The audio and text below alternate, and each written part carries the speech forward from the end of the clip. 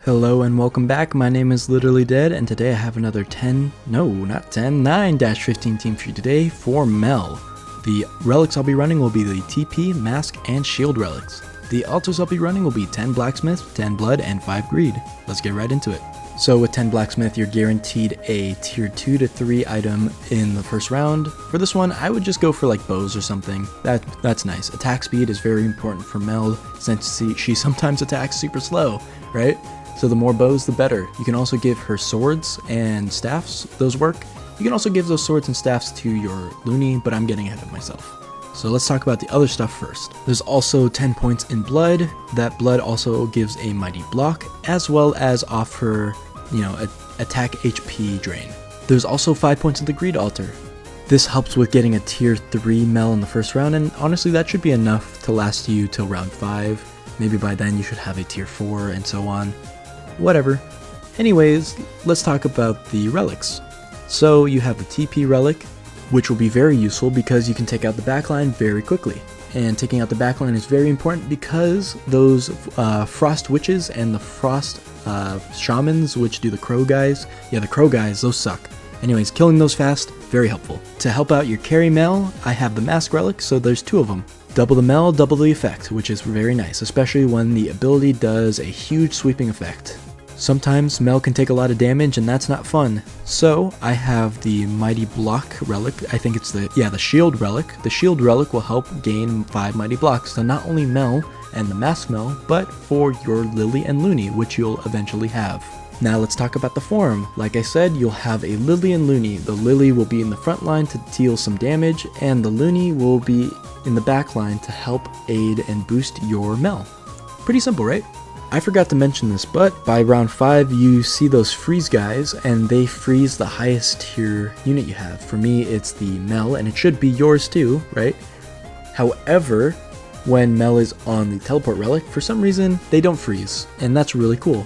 Instead, they'll freeze a Lily or Looney depending on whichever one is the higher tier, doesn't matter. Also, if you're struggling still with this chapter, you can add another Lily in the front line, or even more. You can add as many Lily as you want, whatever it takes, right? Whatever it takes to win.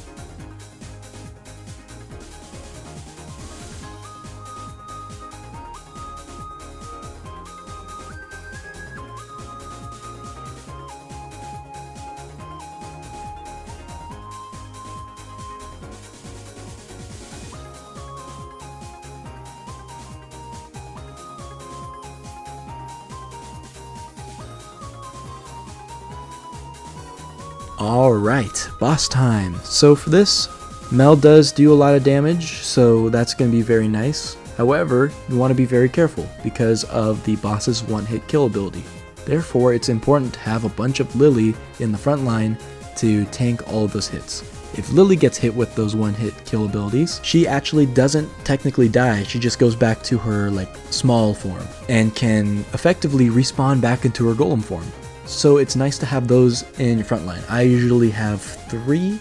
You see in the form right there, I have them spaced out. I have the weaker one front and center so that she gets hit right away, and the stronger ones don't get hit with that initial hit to, increase the survivability, if that makes sense.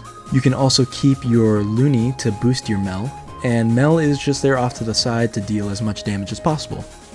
Alright, well that's nice and easy. I'm gonna do the bonus challenge now, and while I do, thank you guys so much for watching. Be sure to like and subscribe, because if you don't, Mel is going to, I guess, haunt you? Well, she's not dead, so she wouldn't haunt you, I guess. Damn, I fumbled the bag with this one. Just fucking subscribe. Alright, later.